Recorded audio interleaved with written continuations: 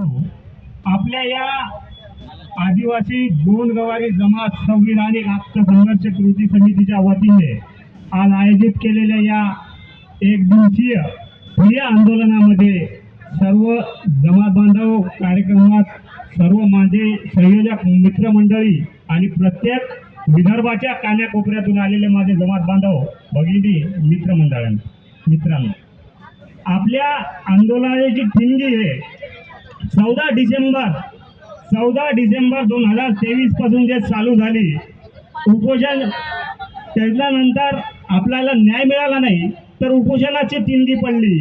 17 दिवस उपोषण चालले. माझे बंधू माझ्या सोबत माझ्या खांद्याला खांदा लावून असलेले आमचे किशोरभाऊ चौधरी असेल, चंदनभाऊ कोहरे असतील, आम्ही तिघेही बंधू एकमेकाच्या आधाराने 17 दिवस आम्ही आमरण उपोषण केलं.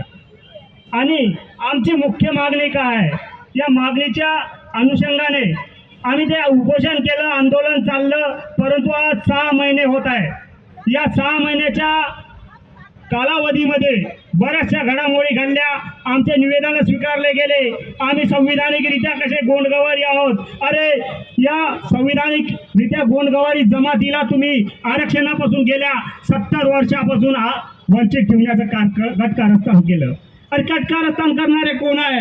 अरे ज्यांना आपण ज्या मतदारसंघामध्ये आपण बहुल भागामध्ये राहतो तिथूनच निवडून जाणारे, आपल्याच लोकसंख्येच्या भरोशावर जे राखीव मतदारसंघ झालेले आदिवासीचे तिथंच आपली लोकसंख्या आहे. 35-40 हजार आपली लोकसंख्या आहे. आणि तिथंच हे हरामखोर आपल्याला त्या निवडणुकीच्या परेडमध्ये गोड गोड बोलतात आणि हरामखोर आपल्या दुरावर बसतात.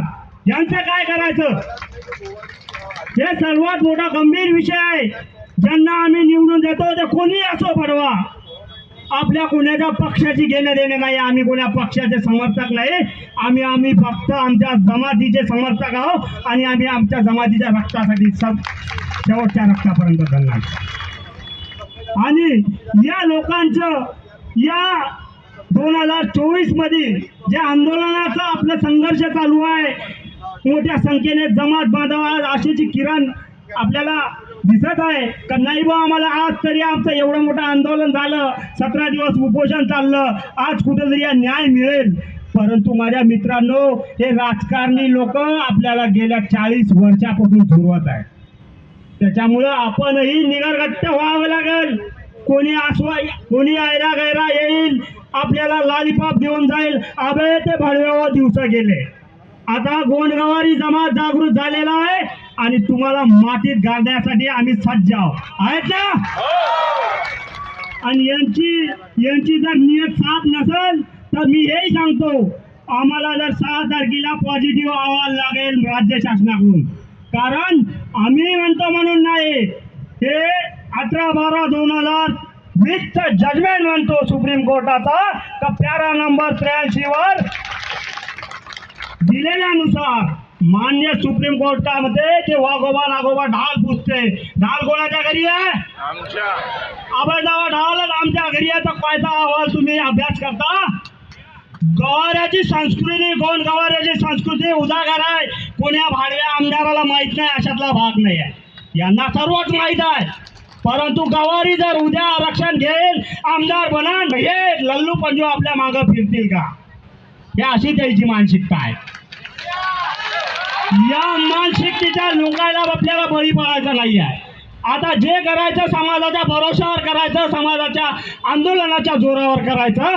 आरक्षण जर तुम्ही दिलं नाही तर तुम्हाला 4 मुंड्या चित करण्याची ताकद आज गवारी समाजामध्ये आहे. पक्षाचा विषय नाही आहे. इथे भाडीत गेले ते पक्ष त्याचे समर्थक आम्ही नाही आहे. आम्ही तिघही बंधू जे आहे ते समाजासाठी जीवाचं रान केलं. कोण्या पक्षाच्या आयऱ्या नत्तू फायऱ्याच्यासाठी नाही आहे. तुमच्यासाठी होय आमचं योगदान. आणि याच्याही पुढे जर या 6 तारखेला अहवाल जर निगेटिव्ह येत असेल, आपल्या विरोधात येत असेल, तर 7-8 जे समिती ठरवल, जे संयोजक मंडळ ठरवल का तुम्हाला अजून उपोषणाला बसा लागते,